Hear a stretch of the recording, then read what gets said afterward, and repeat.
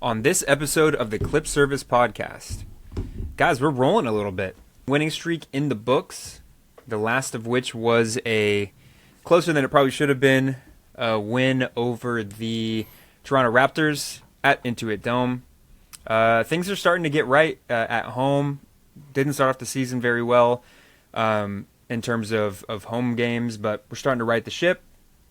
No pun intended. And the Clippers look really, really good on the defensive end specifically. We can probably thank Jeff Van Gundy for that. We'll talk about that a little bit later in the pod. But so far, so good, guys. Still no word on Kawhi. We'll talk a little bit about that as well. But quite a few things to break down, guys. So without further ado, let's make it happen.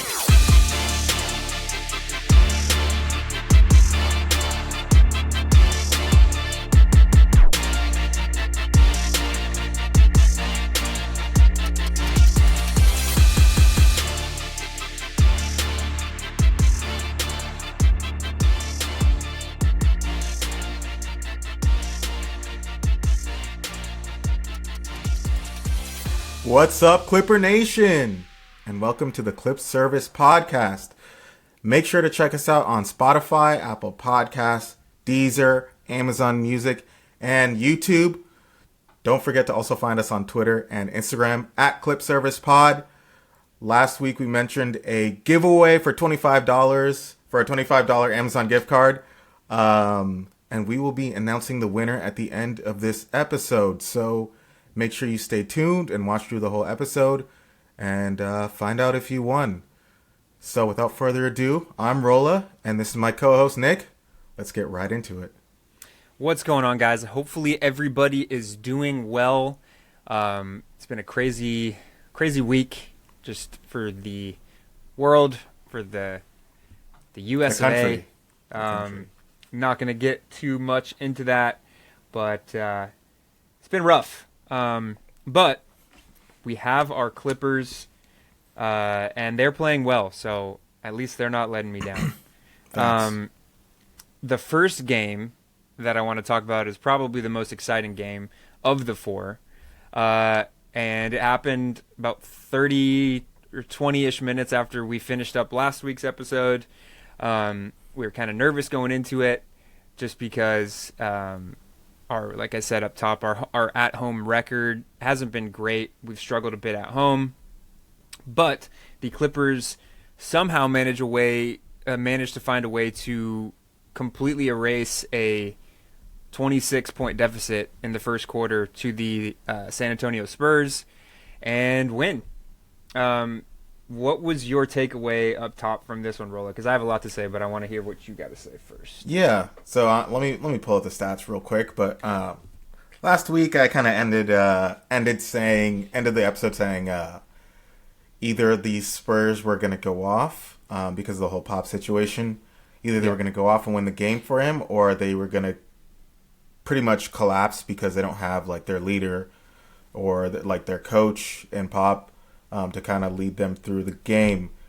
And you know, to start the game, it seemed like it was gonna be the they are destroying us option. They were up 40-14 in the first quarter. That was which horrible.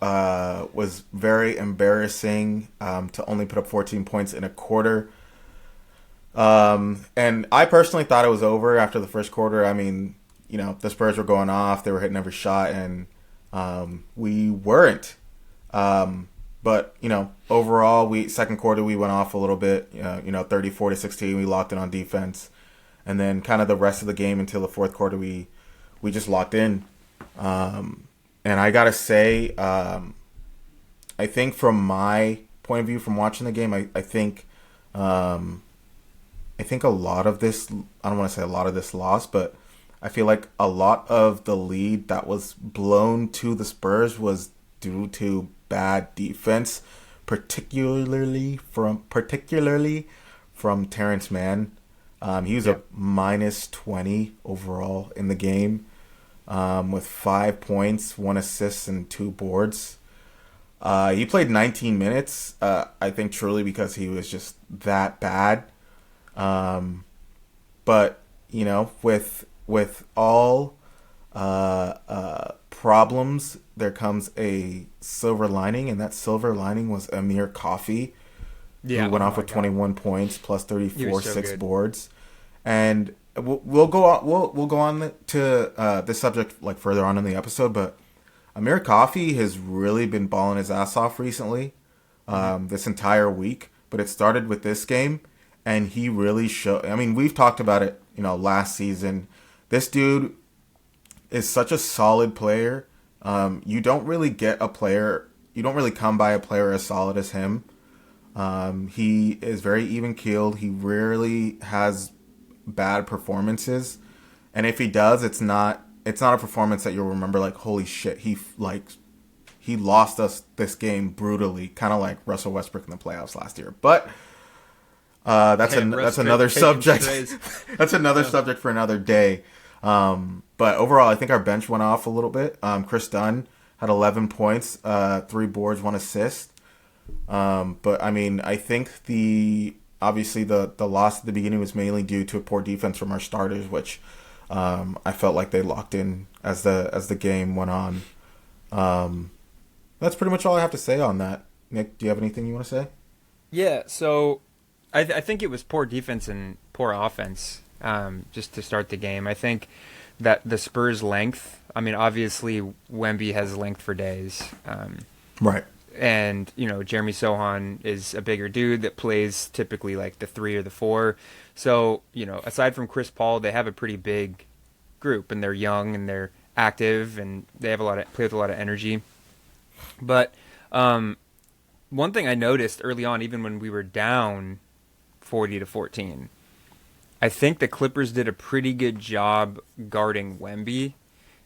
You saw it, I touched on it last episode, where if Zoo catches the ball with Wemby on him in the paint or in the low block, I think Zoo can really, punish Wemby down there just based on his strength alone. And you kind of saw that. Wemby was taken out of the game at one point in the first quarter, even with the lead that they had, because Zoo, asserted his dominance, and, he probably wasn't getting the ball as much as he maybe should have in that first quarter, but when he did and he caught it down low and he was able to seal off, get Wemby, backing down and stuff, I think that Zoo was really effective in that scenario. And then when Wemby was on the floor and he was on offense, we were doing a good job of switching everything.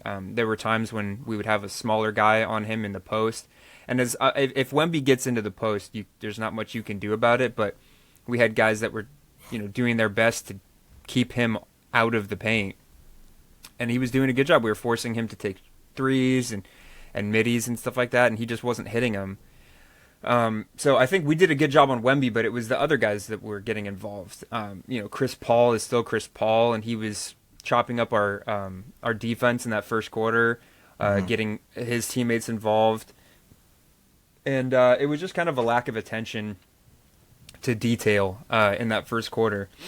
After the end of the first quarter, I pretty much thought the game was over, not because I didn't think that the Clippers could, mount a comeback, but I just think that, going down 40-14 at the end of the first quarter, you just have to think about that from a numbers perspective. It's like, okay, we're going to have to completely erase a 26-point deficit and then add more onto that. And hope that, that's enough to get it done.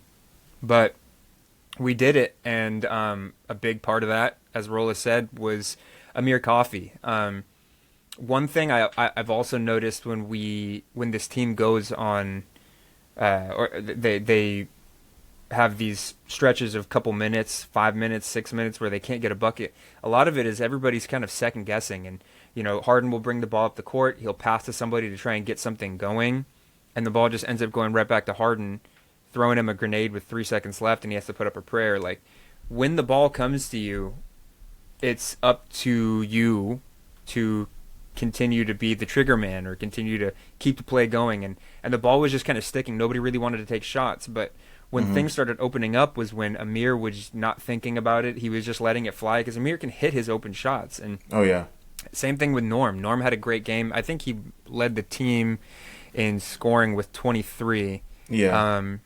and he was fantastic. Norm's been really, really incredible this season so far. I mean, he's rose to the occasion.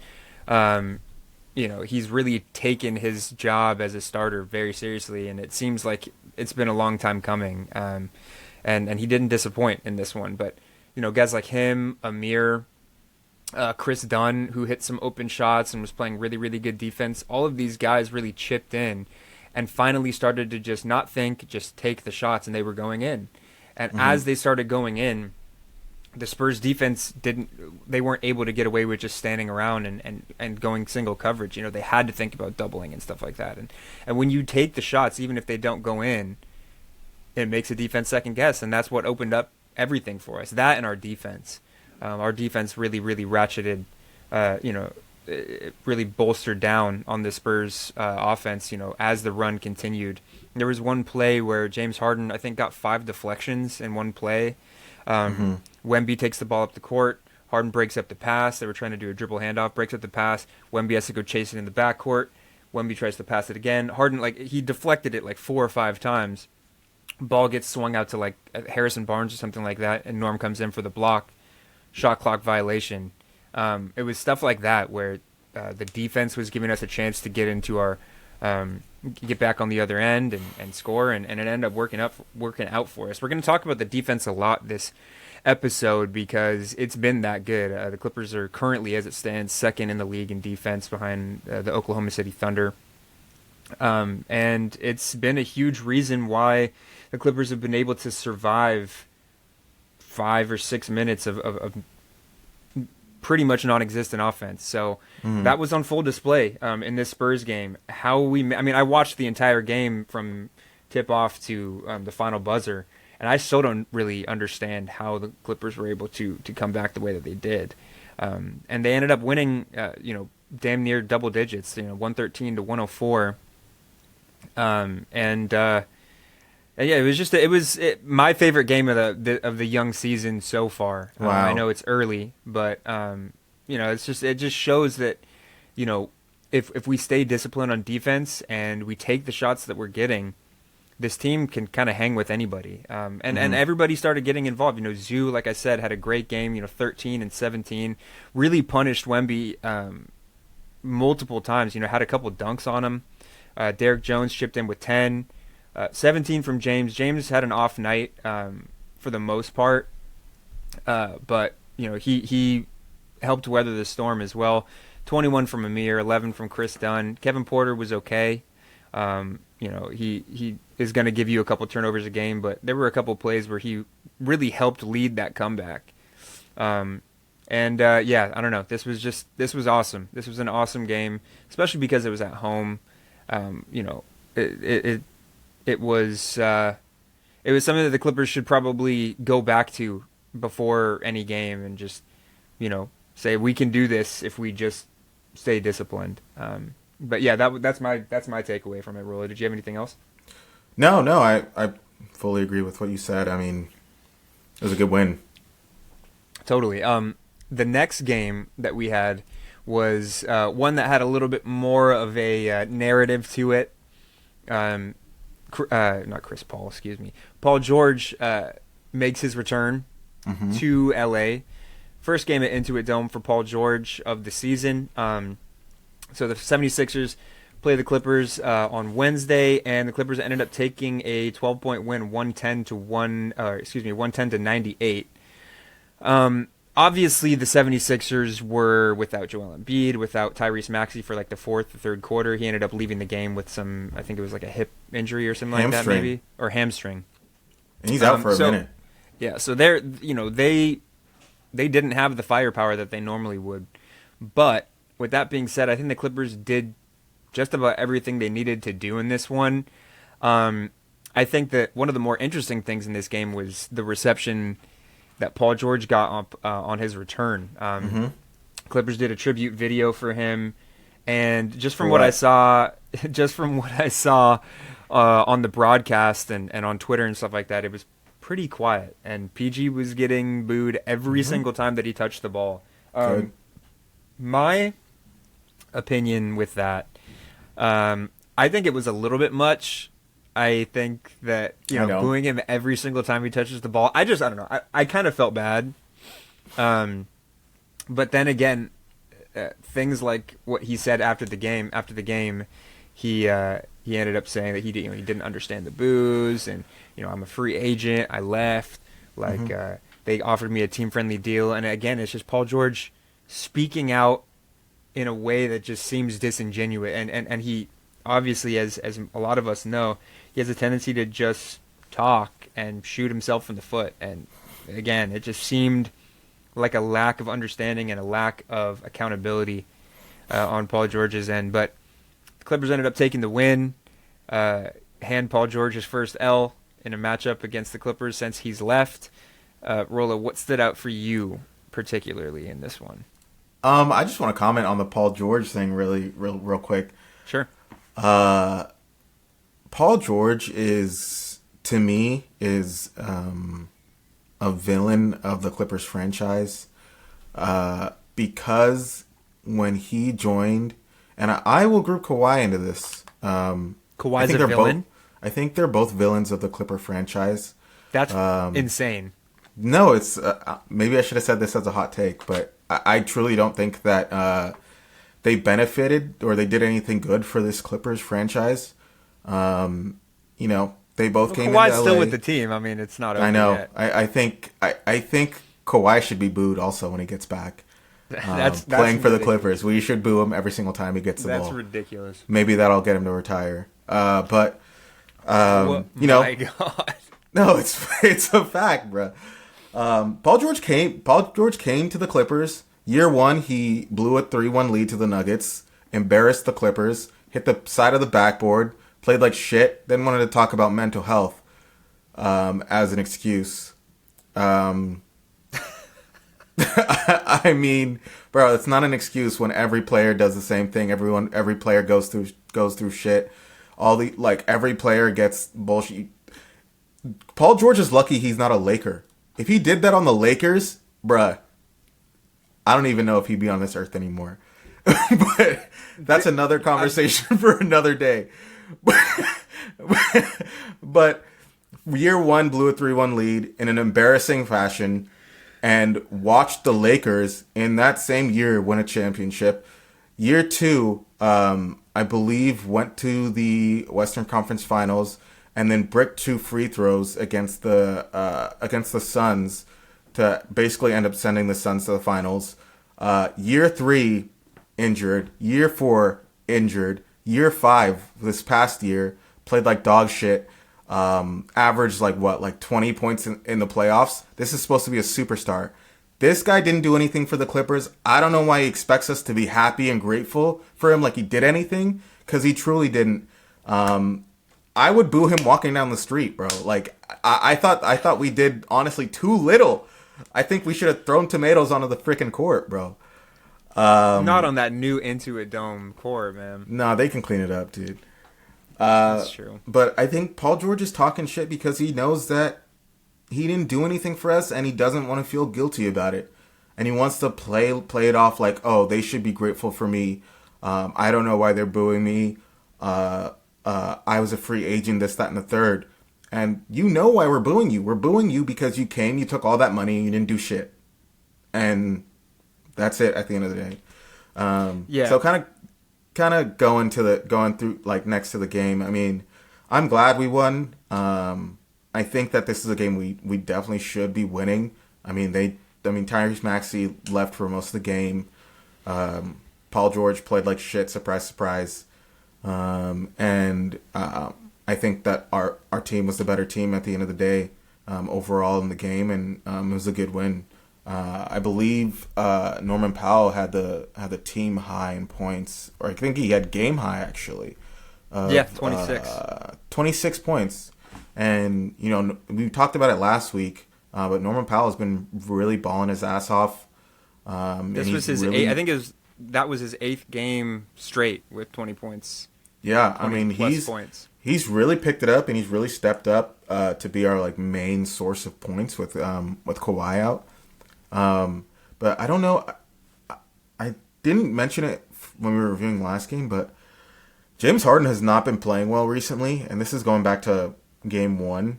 I think he's had maybe, how many games he played? 8. I think he's had maybe 2 games where I would consider a good game from him. He had 6 turnovers, 6 assists, and 5 of 15 from the field, 1 of 6 from 3, a total of 18 points. This is the guy that has the ball in his hands every single play.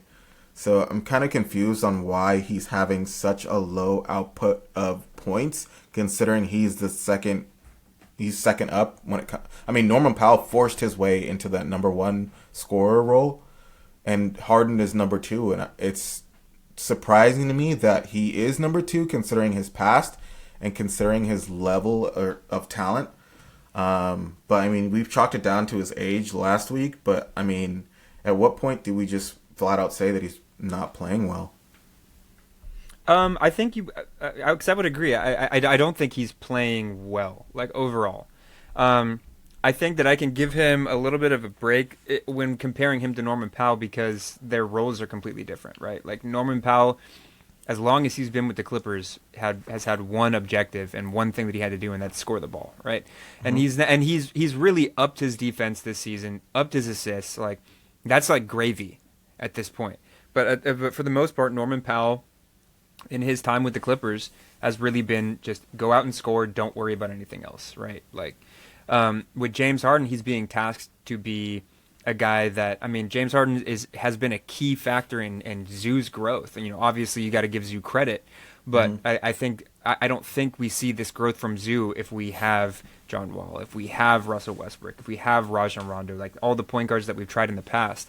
I think James Harden has been being tasked to get guys involved and elevate guys, and it's really paid off. I mean, a lot of what you see from Zoo and Derrick Jones and our spot up guys, Chris Dunn. But he's taking like 15 shots a game, Nick. That's just it. Is his shot? He's just not efficient. His shot is off, and I'm willing to deal with it for a little longer because you saw the same thing last season. Obviously, he didn't have an off season to get the reps in last season, or at least not an official one. But he had a slow start. I mean, the Clippers started out like losing 6 in a row after they, when they traded for Harden, and the team didn't look good. James Harden didn't look good. But it takes Harden a little while to get offensively to get his swagger, and I think that we'll see what happens in the next couple of weeks. But so far, he's doing enough. Obviously, he's got to clean the turnovers up, and after we'll talk about it after when we recap the Kings game. But I mean, Ty Lue sees it. The unnecessary turnovers are the biggest thing, not just with James Harden, but with this team. I mean, that's something that he needs to clean up. But the shot, I think we've seen James Harden, what James Harden can do offensively. He's one of the best offensive players of the modern era, I believe. And I think that he still has a lot left in the tank. He's just got to get his rhythm.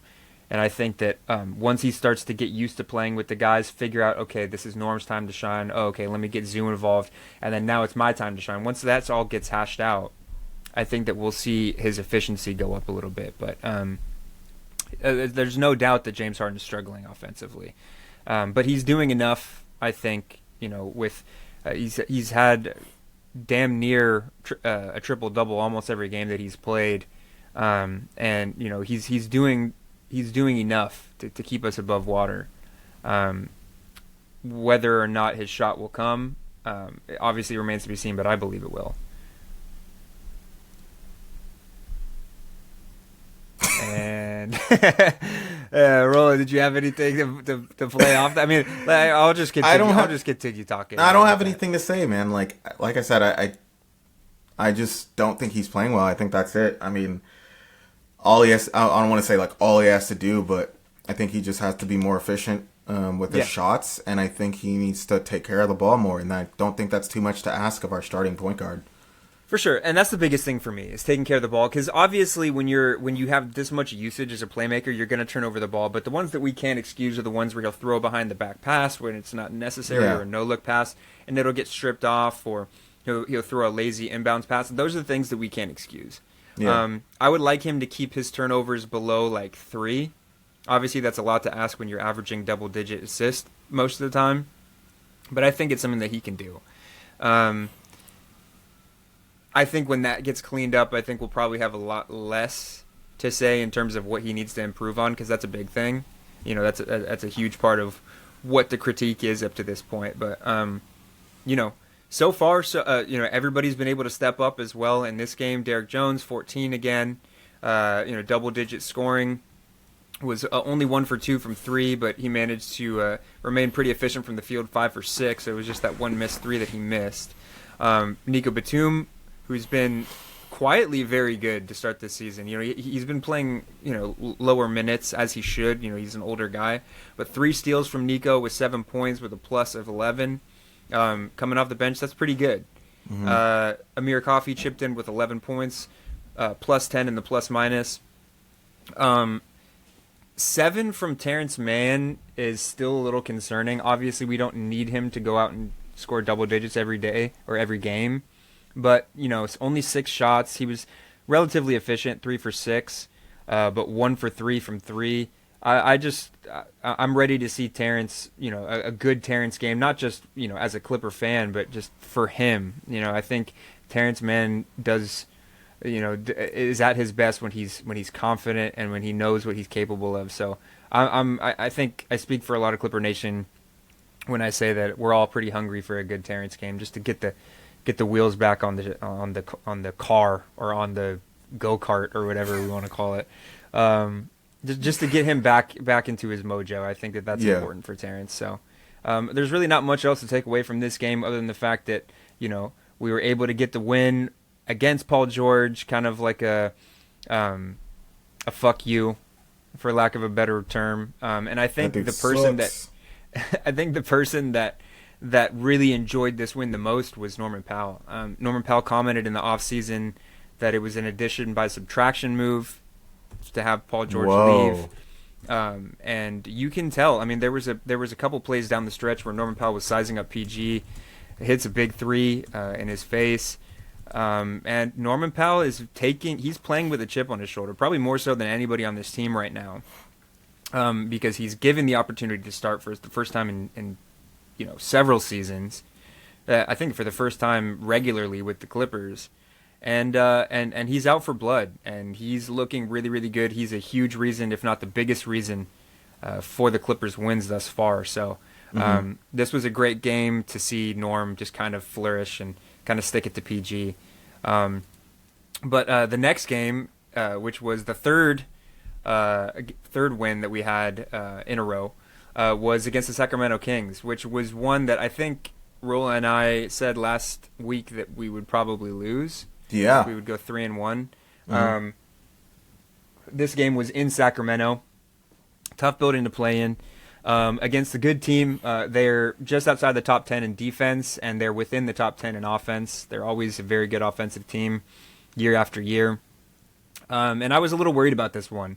But the Clippers' away record remains pretty good up to this point. I think at that point we were 3-0 in away games, and we managed to keep it going. And the Clippers end up taking a 107-98 win against the Sacramento Kings. One thing that stood out to me the most in this game on the Kings side of things is, and this was one of the things that I was actually looking into before the game started, is the Kings are really, really struggling from the three-point line this season.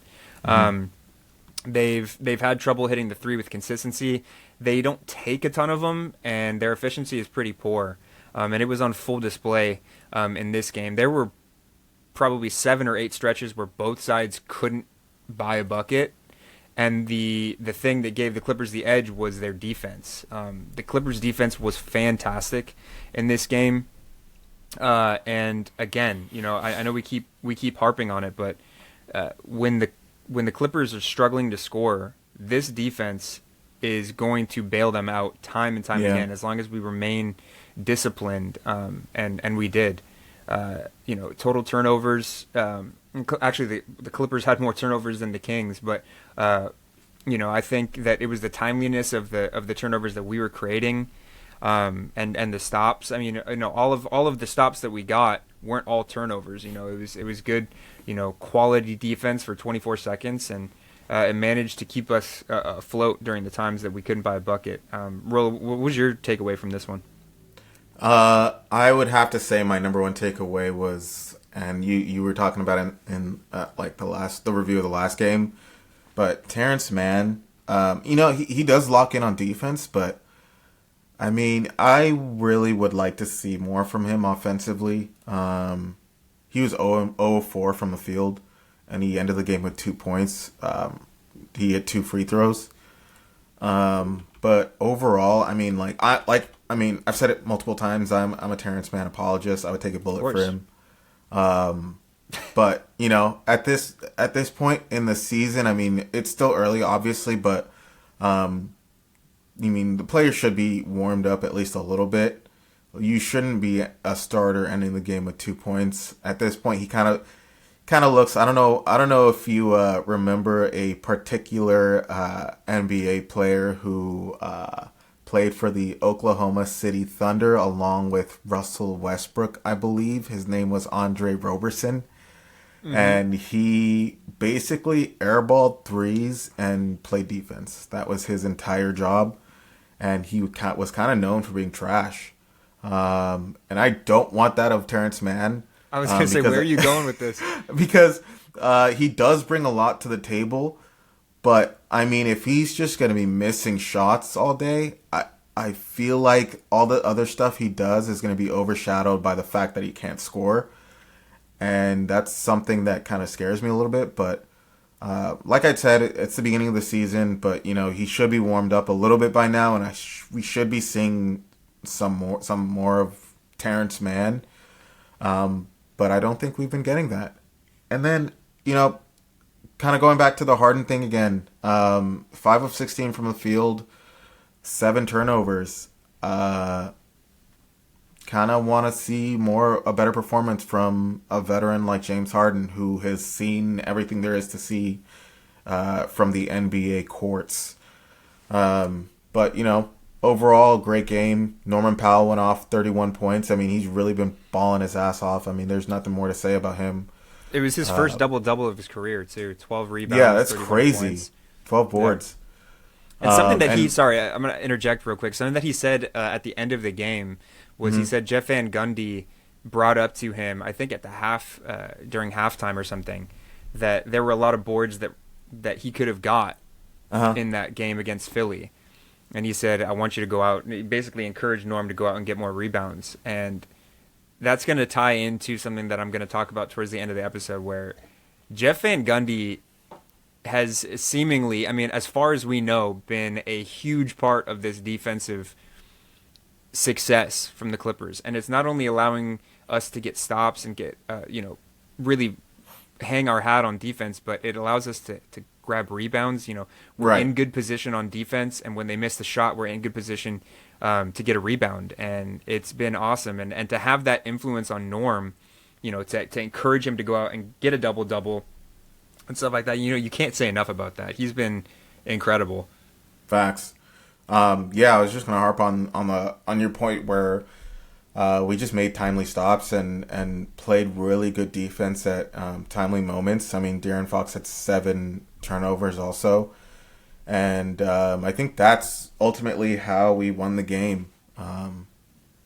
It's pretty much it. Like you said, we expected us to lose this one because the Sacramento Kings are a great team on paper. But, we're showing that we're a great team also. Yeah. I think one of the biggest things that I can point out in this game was, we had a small lead going into halftime, but the Clippers were able to build on that lead going into the fourth quarter at the end of the third.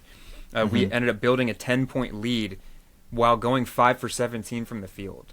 That's pretty incredible. I mean, that's horrible efficiency from offense, but when your defense is so good that you can build on a lead when you're shooting numbers percentages like that, that's pretty incredible. I think that's our identity now. And I don't think I'm overreacting when I say that so far, obviously I don't want to jinx it, but so far this is the best defensive team that I have seen in my time being a Clipper fan, and I've been a fan for a long time. But yeah, I think, just in terms of, the game as a whole, The Zoo Harden connection was in full force in the first quarter. Zoo had a big poster off on DeMar DeRozan. I think it was in the first half, second quarter maybe, or something like that. Harden just hitting him with nice pocket passes. Zoo catching it in stride, getting driving hard to the hoop and getting his points there. And that was really cool to see. And that's going to be a way that we can generate easy offense. When the 3-point shots aren't falling. Zoo has been good enough this season where you can kind of get it to him, dump it down to him, or hit him with a pocket pass, and he can generate shots down there. Another thing that kind of stood out for me, this is a guy that I'm continually going to put in his place for many reasons this season, but Kevin Porter Jr., we were going into the fourth quarter, and we were starting to kind of let the Kings come back, and Kevin Porter Jr. goes for 9 straight to open up the fourth quarter. And kind of build on that lead again. He ended up turning the ball over a couple times after that. Ended up finishing the game with 4 turnovers, and Ty Lue pulled him. But stuff like that, finding ways to be successful and help this team are ways that Kevin Porter can really keep his spot in the rotation. Right. I think if it becomes too worrisome, I think it's time to give Bones a shot. But when Kevin Porter is doing stuff like that, like I said, going for 9 straight points, that helps. I mean, it doesn't matter how bad you are. That kind of thing helps. So that was cool to see from Kevin Porter. Amir Coffey, again, had a very solid game, chipped in with 14 points. It was 2 for 6 from 3. And, the Kings didn't play horrible. I mean, in relation to the Clippers, both teams were pretty awful at times on offense. But, 31 from De'Aaron Fox, 23 and 12 from Domantas Sabonis. I think that this was a nice win just because we found a way to do it. We found a way to escape with the win. So, right. And there's not really much more I need to say about this one. Again, the defense was a big reason why we were able to come out with the win, and that sort of thing. The trend continued against the Raptors. This was a lot uglier of a game. This was the Raptors game was a second night of a back-to-back. It was at home. Which was nice to get a win at home again. But 105-103 win against the Toronto Raptors. I mean, the Raptors play hard. RJ Barrett's having a really, really good season, averaging like 25, something like that, 26 points a game. They had their moments where their offense was clicking, but for the most part, they were making it a close game, just capitalizing off of our turnovers and just out-hustling us. This game was a little bit closer than it should have been, but I think a big part of that was Derek Jones Jr. ended up getting 3 fouls in the first 5 minutes of the game, and Ty Lue had to pull him, and we kind of had to fill his spot with somebody else. Nico Batum had a pretty solid game, 2 blocks, 7 points. Kevin Porter ended up finishing the game with 15 points. It was a pretty good game from Kevin Porter overall. So we were able to kind of weather the storm while Derek Jones was on the bench. But this was a pretty good game from Harden, despite some of the turnovers. 24 points, 12 rebounds, 7 assists. A good game from Zoo, another double-double, which is, I think he's averaging a double-double this season. 12 rebounds, 14 points. Another great game from Norman Powell, 24 points.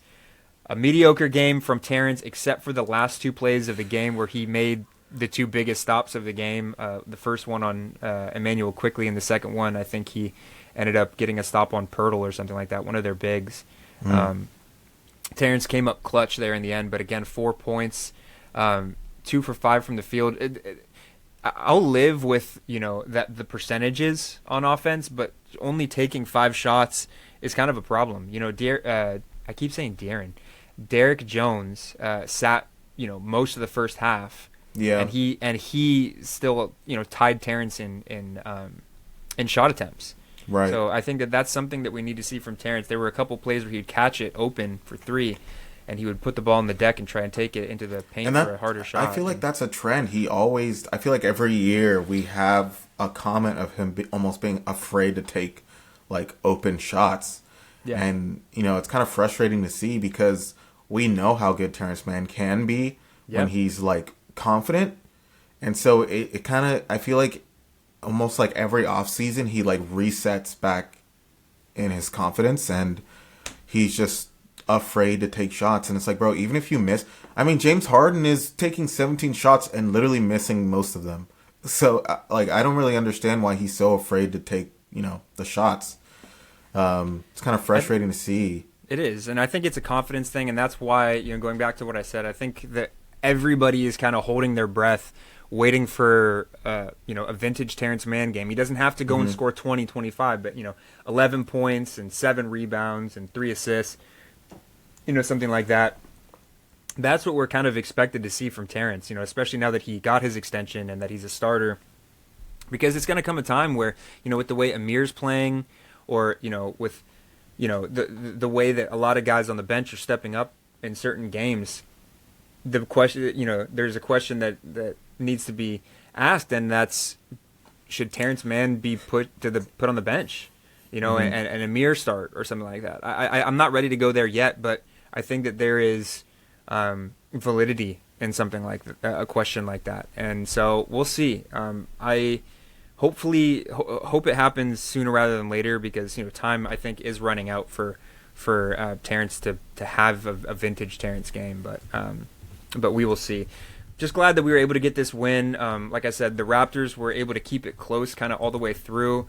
I think at one point they had a lead, but the Clippers again were able to lean onto their defense and find a way to just barely but find a way to win this game, and again, add another win to the home record that so desperately needed a win.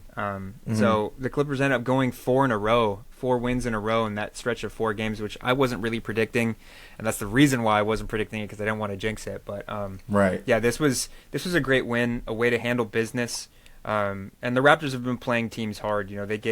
They ended up, mounting a fourth quarter comeback against the Lakers and almost ended up taking a win, a couple games ago. And, they've been playing teams hard. I think it's only a matter of time before they start tanking. But for now, I think that those guys really want to, get some wins. So this was a good game to win, and a good way to set up for the Oklahoma City Thunder tomorrow. We're going to take a quick break, guys, and we're going to jump right into previews. We're going to preview 3 games for the next stretch of games, and after that we're going to do a quick round of quick takes. But we will be right back after this break. All right, what's up, guys? We are back, and we are going to do some previews. So we have 3 games coming up next week. The first one starting out at Oklahoma City. The first game we lost. We were up by double digits and kind of blew that one. But thing about OKC is they're a young team, and they have a lot of energy. Number 1 defense in the league. Number 1 defense in the league, and I think the what makes them so hard to play against is they have a lot of chemistry, and they really enjoy playing with each other.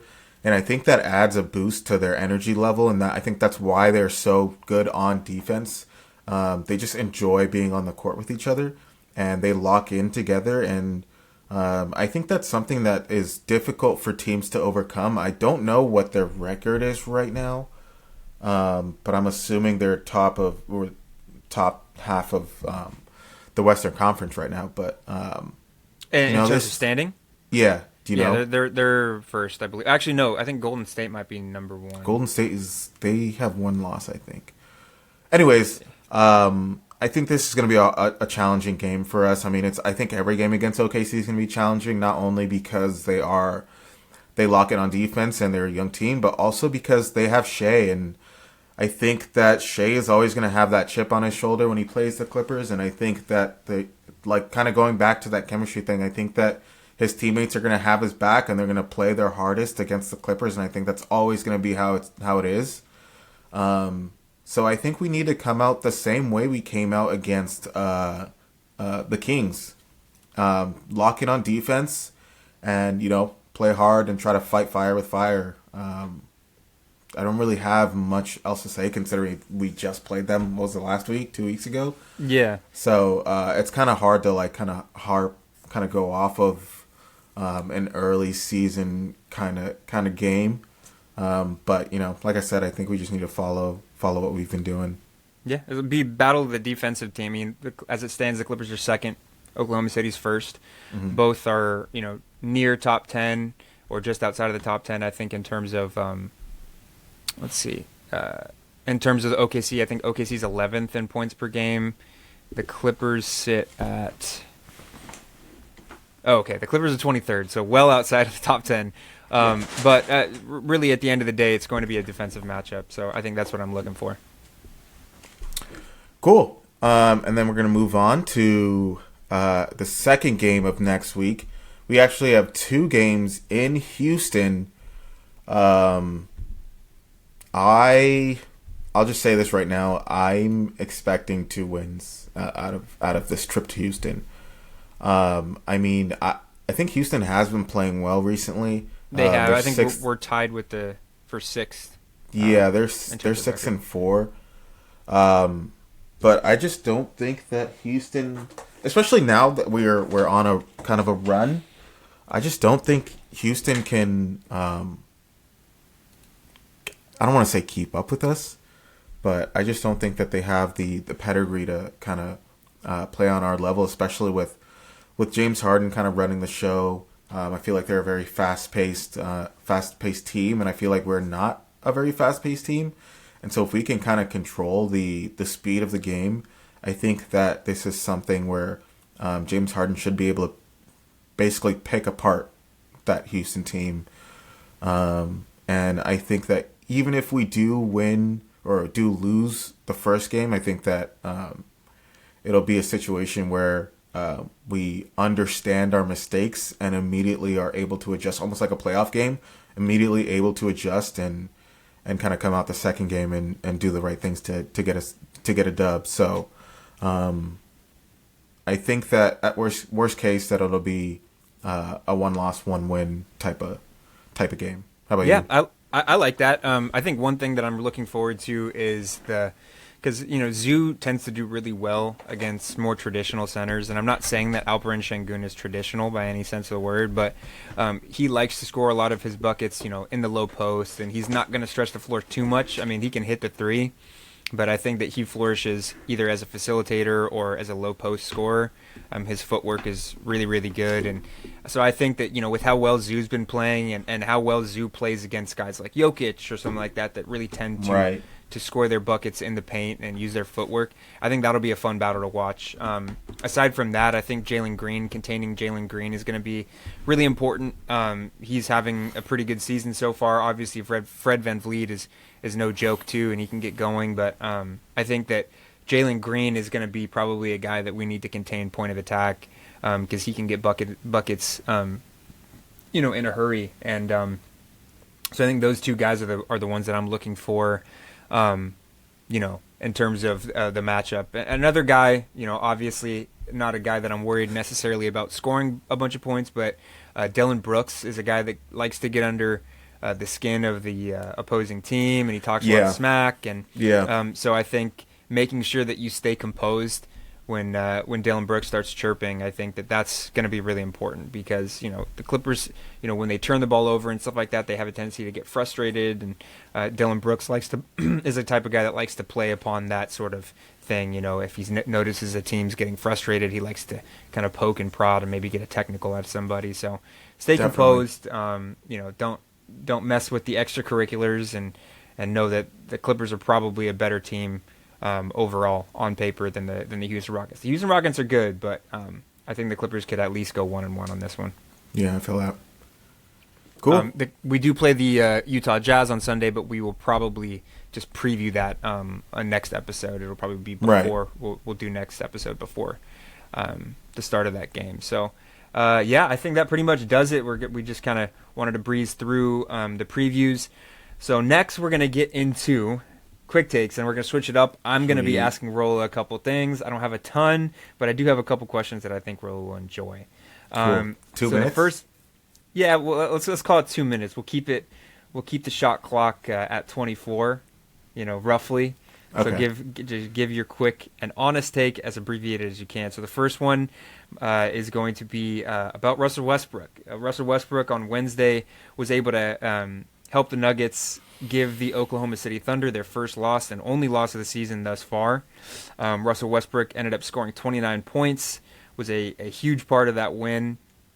Ended up getting the stop on, I think it was Jalen Williams or somebody, that would have won the game for OKC. My question to you is Russell Westbrook going to be an important piece for this Denver Nuggets team, just considering, the way that Jamal Murray has tended to kind of slip a little bit, for whatever reason, whatever he's going through. Do you think that Russell Westbrook is going to be an important part to the Denver Nuggets' success this season? This is... Rola wishes he had like 5 minutes for this one. Yeah, I do wish I had like an hour, bro. In short, no. Okay. In medium, Russell Westbrook is truly one of the worst guards in the NBA, including right now. Obviously not during his MVP heyday seasons. Currently, he's one of the worst guards in the NBA. Okay. Including bench players, including role players, including the two-way players. Sure. I think when it comes down to it, when teams focus and play defense on him, I think he's truly unusable. I think he's a hothead. I think he eventually will do more damage to any team he's on than benefits. And I think that having him on your team is almost like having a ticking time bomb. And he will usually explode in the playoffs. The Clippers witnessed and saw it firsthand. The Lakers had been warning us for years that this is the type of player he is. And we saw it last year in the Dallas Mavericks series where he played like garbage for like 4 games in a row. One game where he scored 1 point and pretty much aided was, I don't want to say how many players are on a court at once, 5. He was the 6th man on the Mavs. Okay. Yeah. He had 1 point. He screamed, he yelled, he fought, and eventually got ejected and basically handed the Mavs a playoff game. Yeah. And that's not someone you want on your team. So, I mean, congratulations to the Nuggets. They won 1 regular season game out of 82. And if they want to believe that he's going to do something good for that team, then they can believe it. At some point, they'll realize, just like we did, that he is not a player you want on your team. Okay. Interesting. That was a little longer than it should have been, but Sorry. We'll take it. I gave it to you immediately, bro. Something you're passionate about, I get it. My second question will be, there's been some reports coming out that, with the slow start that the Milwaukee Bucks have had to the season, and with the issues that they have, and the fact that Doc Rivers, they currently employ Doc Rivers, so defeat is inevitable. There's been reports that have come out saying that the Bucks front office is interested in hearing trade scenarios for Giannis Antetokounmpo, obviously the champion, the multi-time MVP. Right, he's got 2 MVPs, right? Yeah, 2. Okay, 2 MVPs. And 2 defensive players of the years. He's won basically every award that you can win as an individual player. Once in a lifetime talent. If the Clippers were to trade for him, would that be something that you'd be interested in? Absolutely. I feel like that goes without saying. I wanted to add on this. So I can't remember where the source came from. I don't even know if it was legit. But I saw something that said that the Clippers were interested in going after Giannis in free agency. Would you prefer a trade, or would you prefer signing him to, a contract of his choice? To be honest, I don't really have a preference as long as he's on the team and Kawhi Leonard is not. Okay. I think at the end of the day, the quicker we are to get rid of Kawhi Leonard and basically find his replacement, the better off the Clippers will be. If that is Giannis, this is a former MVP. Obviously, I'd want him on my team. He's a great player who can put up an enormous amount of points at any point in time. He can lock down on defense. He's a great leader. He has championship pedigree. So, of course, I'd want him on my team. I mean, that goes without saying, I feel like. Is it weird to say that, obviously this is all theoretical, but if the Clippers were to get Giannis, is it weird to think that I would be a little bit bummed just because Zoo probably wouldn't be starting? Because Why you wouldn't can't he be start starting? Giannis. You can't start Giannis and Zoo next to each other. You can't have two non-shooters in the front court in 2024. I think Zoo is a shooter, bro, on the low. Okay, so you're saying that Zoo's I going do to turn think into he's Brooke Lopez when we get Giannis. I do in think. I mean, Brooke 2027. Lopez wasn't shooting threes until Giannis got onto the team. He was shooting threes. He was shooting. He wasn't shooting threes like that. Like how he is now, he was okay. not shooting threes like that. Dude, if Giannis comes to the Clippers and Zoo turns into a stretch five, Bro, I think Zoo. give us the chip already, because Dude, I think Zoo has more talent than people give him credit for. I agree. Anytime he has a chance to shoot legit, he hits those shots. I one just feel time like that he's done it in his career. yeah, exactly. I feel like he's very restricted. Like they tell him, your role is not to shoot the ball. Your role is to get boards and hit turnaround jumpers or turnaround post moves.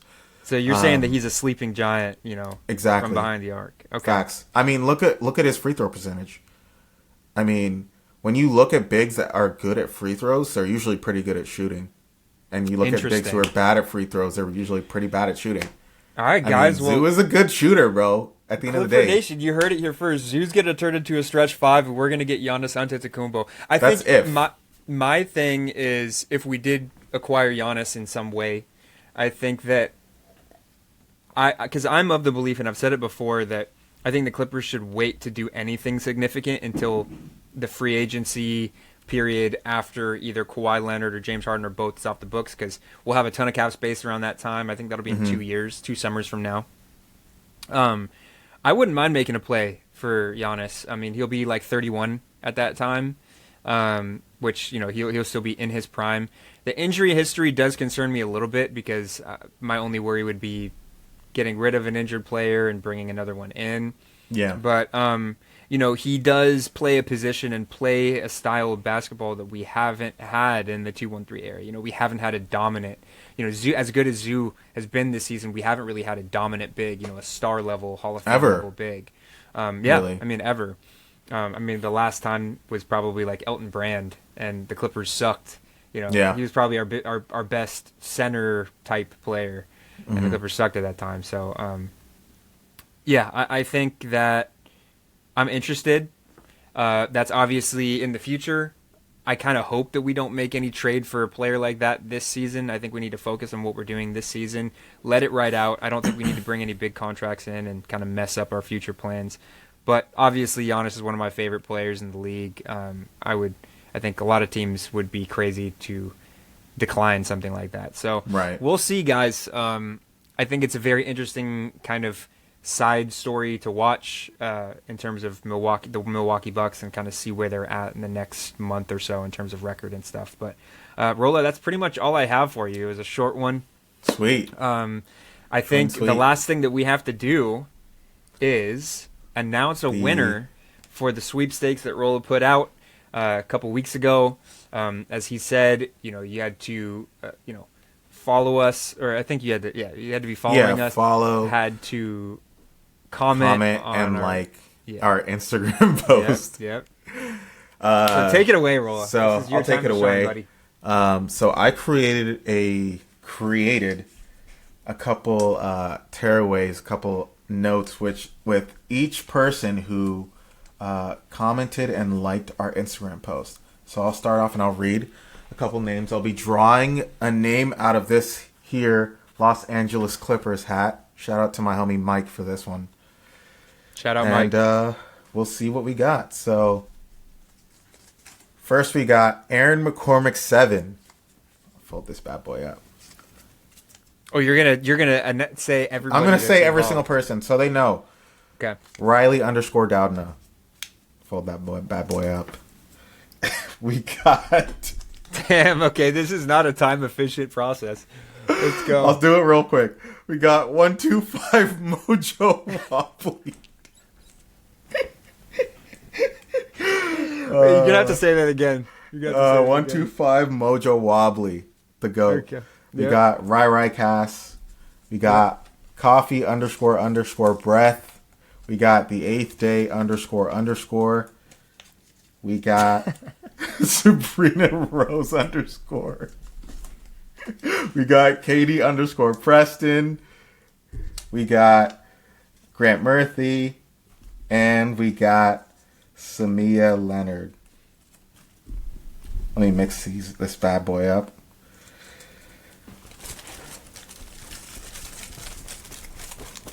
Drum roll. I just want to make sure that they don't think I'm cheating, bro. Okay. Yeah, we see it. We see it. Oh. Oh. What are you doing down there, bro? All right. And the winner of our Amazon $25 gift card sweepstakes is, drumroll please, Riley _ Downa. All right. Congrats to Riley. Congrats, Riley, bro. With a late comment this morning to win it. Congrats to Riley for being the first winner of our sweepstakes on the Clip Service Pod. Mm-hmm. The $25 gift card to Amazon where you can buy whatever it is you want. Like we said, you could buy a series of towels. You can buy like a shot glass or two. Anything. Hangers. You could buy like a commemorative mug. You could buy some slippers. Yeah, sky's the limit. Riley, congrats. We will be doing this again in the future, so please stay tuned. Thank you guys so much for tuning in. Rola will be reaching out to the winner of the sweepstakes, the first sweepstakes. And again, stay tuned for the next one. But we're going to hope that the Clippers can go, continue their strong play on defense in the next 3 games. We will be previewing the Utah game on Sunday, as well as the other games after that for the following week. So far, so good, Clipper Nation. Defense is the name of the game. Thank you, Jeff Van Gundy, Chris Dunn, Derek Jones, everybody that stepped up. And let's keep this thing rolling, guys. We're looking good at Intuit, looking good on the road. So good things coming. Thank you guys so much for tuning in. And until next week, go Clippers. Go Clips.